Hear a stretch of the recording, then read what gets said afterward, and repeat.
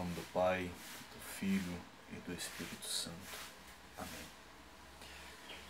Vinde, Espírito Santo, enchei os corações dos vossos fiéis e acendei neles o fogo do vosso amor.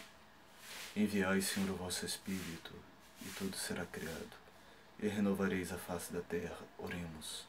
Ó Deus, Tu que instruístes os corações dos vossos fiéis com a luz do Espírito Santo, fazei que apreciemos retamente todas as coisas segundo o mesmo Espírito, e gozemos sempre de Sua consolação.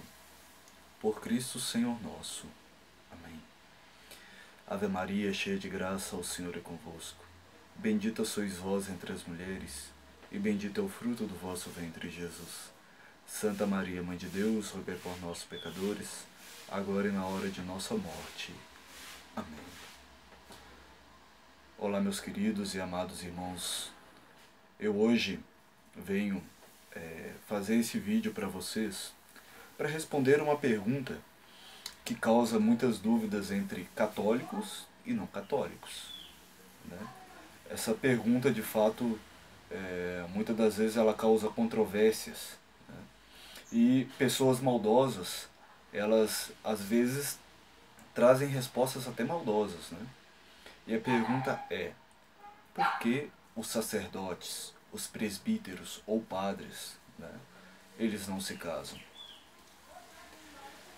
Pessoas maldosas vêm dizer que o celibato sacerdotal, né, na Igreja Católica, ela só existe porque a Igreja ela pretende manter o seu patrimônio, né, o seu patrimônio financeiro, né, o que é uma inverdade e não corresponde de fato ao sentido espiritual por trás do celibato, né? Então, para dar uma resposta bem rápida e sucinta, existem 3 motivos pelos quais os padres eles não podem se casar, né? E o motivo é, primeiro, o motivo escatológico. O que significa isso? Na eternidade não existirá distinção entre homens e mulheres. Não haverá mais o matrimônio, o casamento, porque todos seremos iguais. Todos nós seremos como anjos, né? E aqui pode ser comprovado, já que alguns nossos irmãos eles se questionam, tudo tem que ser bíblico, né?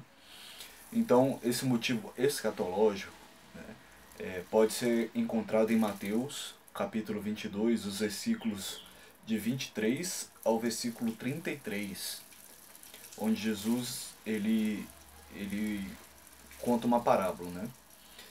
E o evangelho começa assim. Vamos fazer a proclamação, né? Proclamação do Evangelho de Jesus Cristo, segundo São Mateus.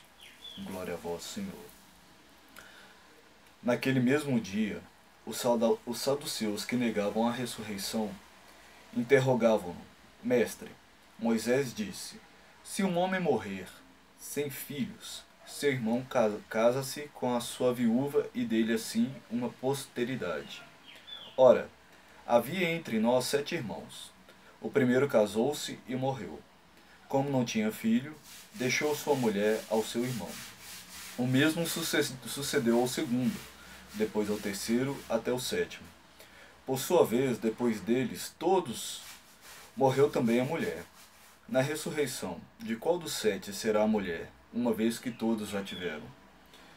Respondeu-lhe Jesus: Errais, não compreendendo as Escrituras, nem o poder de Deus. Na ressurreição, os homens não terão mulheres, nem mulheres seus maridos, mas serão como os anjos de Deus no céu. Quanto à ressurreição dos mortos, não leste o que Deus vos disse? Eu sou o Deus de Abraão, o Deus de Isaque e o Deus de Jacó. Ora, ele não é o Deus dos mortos, mas Deus dos vivos. E ouvindo essa doutrina, as turmas se enchiam de grande admiração. Palavra da salvação, glória a vós, Senhor. Então, essa passagem aqui, ela é clara. No reino dos céus não haverá mais a distinção sexual. Então todos nós seremos como anjos.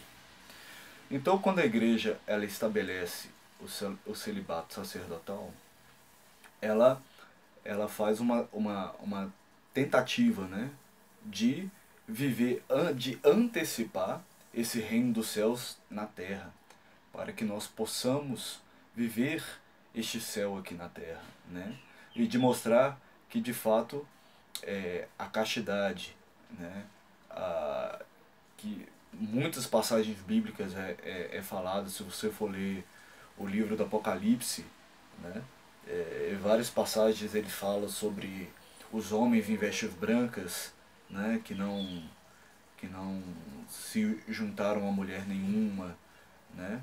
Outras passagens que aqui eu vou citar ao longo da visualização. E o que acontece?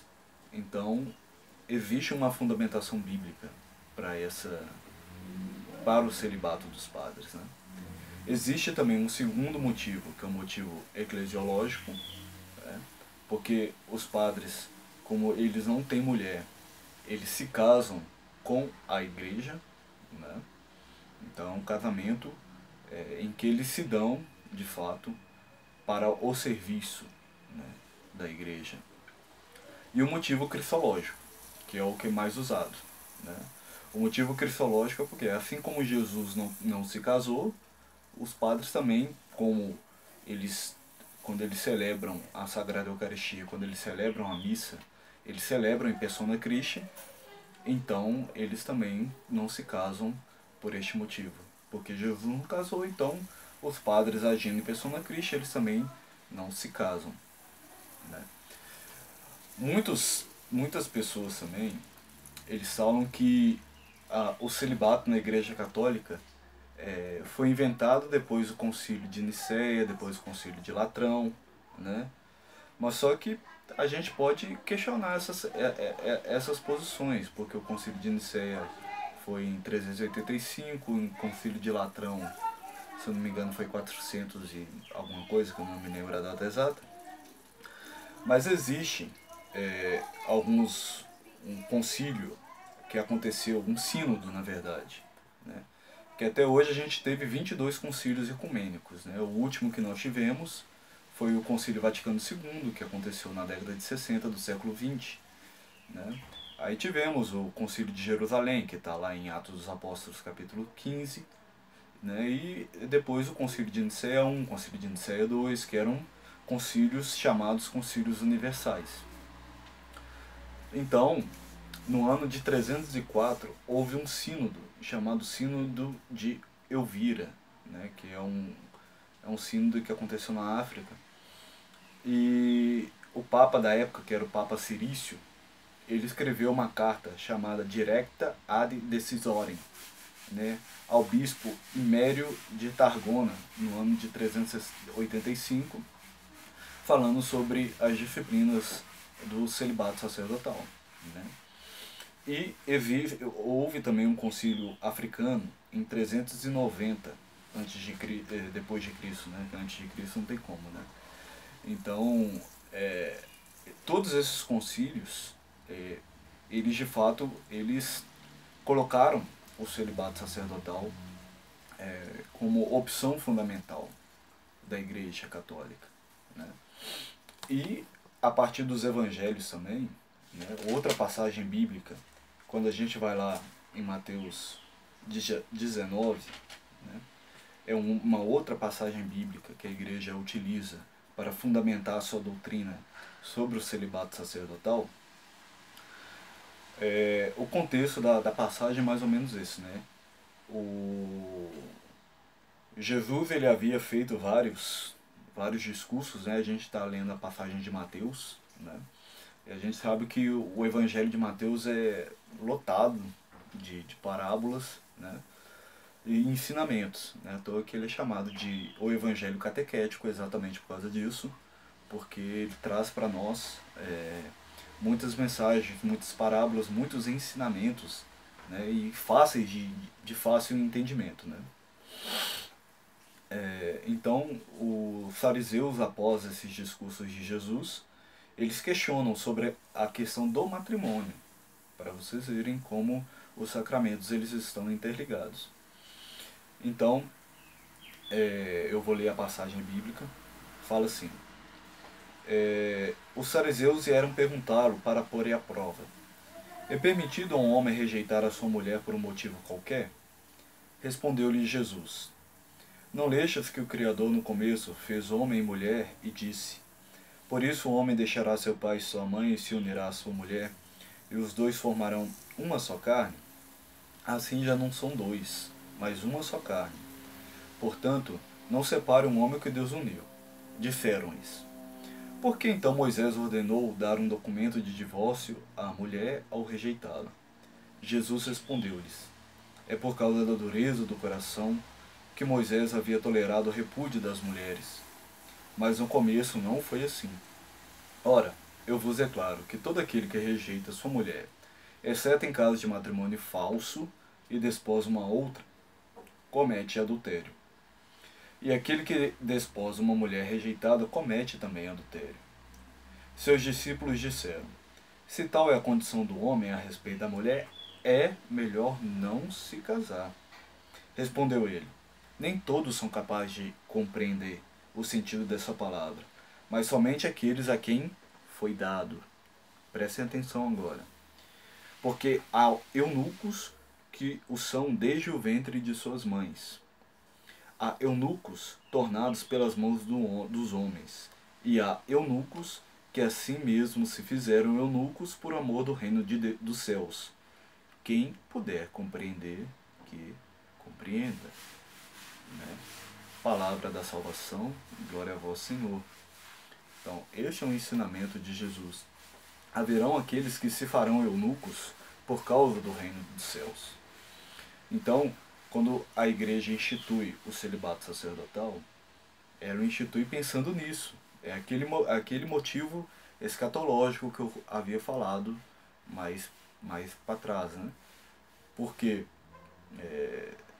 há pessoas que não se casarão tendo em vista o reino dos céus. Né? E muitas pessoas que acusam a igreja de instituir isso aí depois dos concílios, mas não é verdade. Né? Jesus não se casou, os próprios apóstolos, o único apóstolo que era casado, que a gente tem notícia, era Pedro.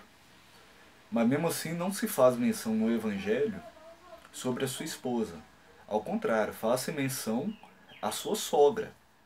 E mesmo assim, a sogra de Pedro, né, é ela que depois de ser curada, ela se põe, né, ao trabalho, ela se põe a servir aos apóstolos, se põe a servir a Jesus. Então onde que estava a esposa de Pedro neste momento? Então muitos dizem que muito provavelmente Pedro poderia ser viúvo, né? Muito provavelmente, né? Ou que simplesmente ele possa ter repudiado a mulher no momento antes de ter conhecido Jesus, essas coisas todas, né? São vários os motivos, né? Para a mulher de Pedro não estar presente naquela cena da cura da sogra dele. Então, mas o que se sabe por tradição é que todos os apóstolos eles foram celibatários. Né?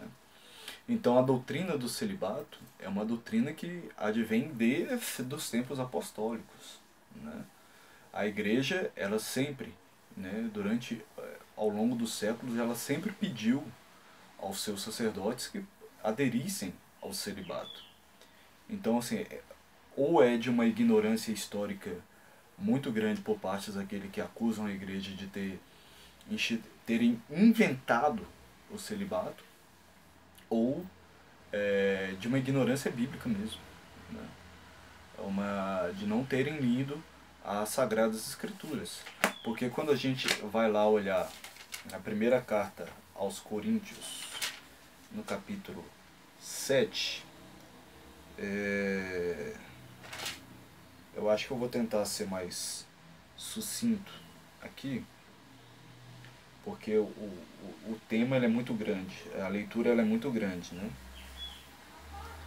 Mas eu vou dizer que 1 Coríntios capítulo 7, eu vou começar a partir do versículo 29. Mas vejo que vos digo, irmãos, o tempo é breve. O que importa é que os que têm mulher vivam como se não tivessem.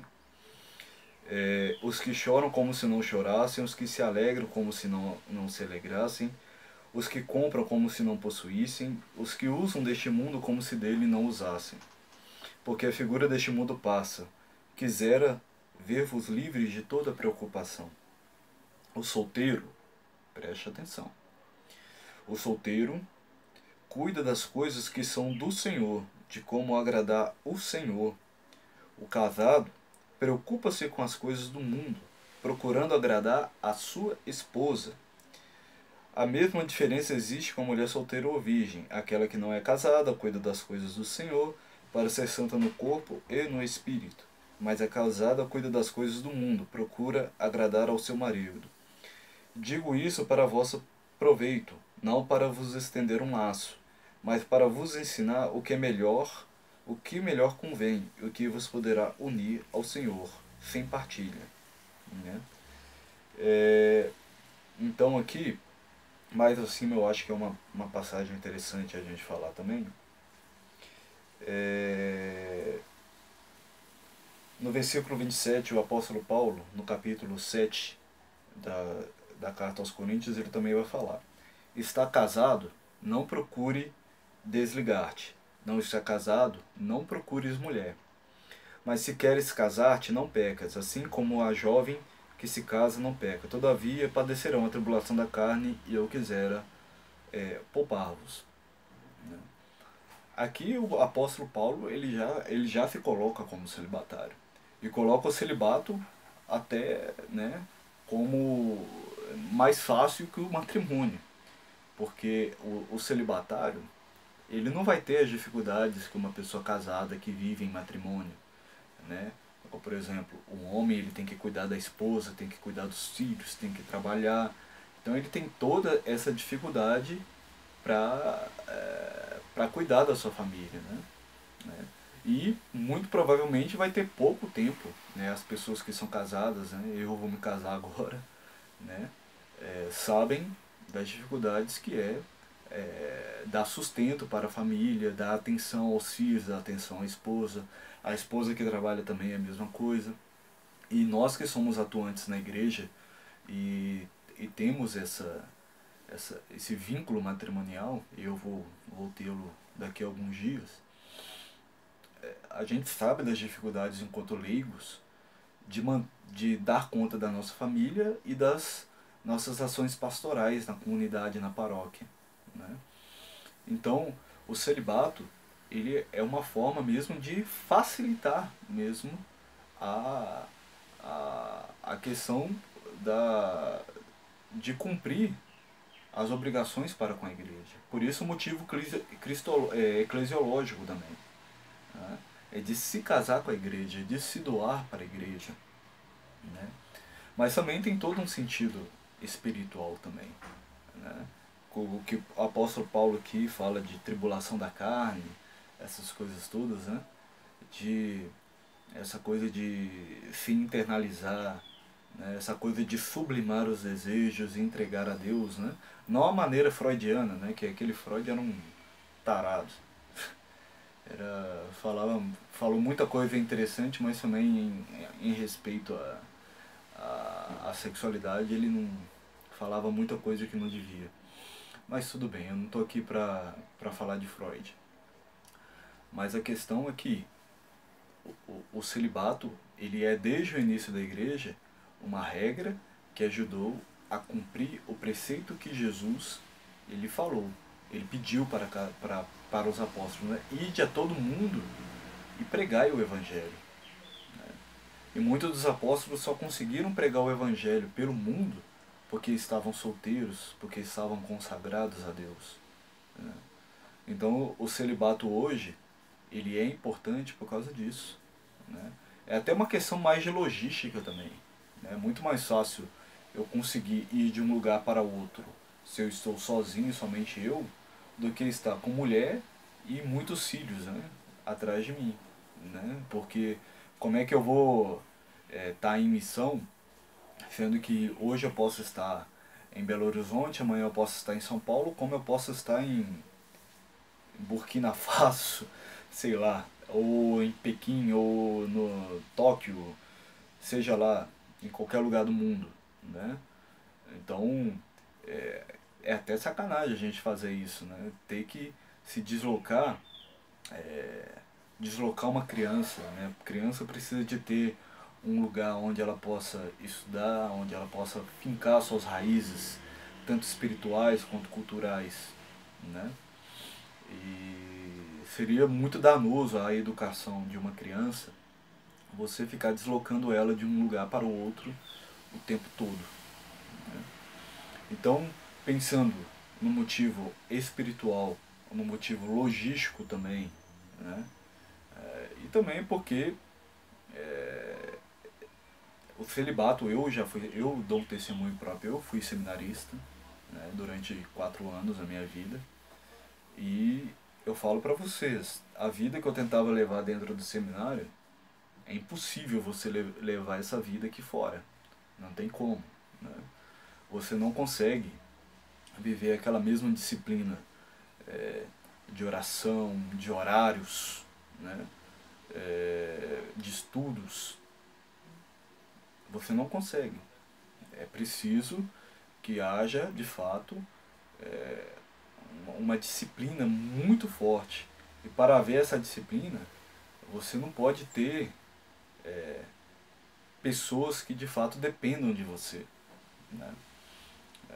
Imagina eu acordando às 5 horas da manhã para rezar o ofício das leituras, para depois rezar as laudes, né? Ir para a faculdade, estudar filosofia, estudar teologia, depois chegar em casa, almoçar, né?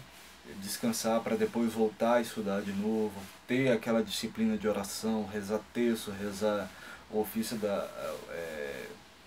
todos os ofícios da liturgia das horas.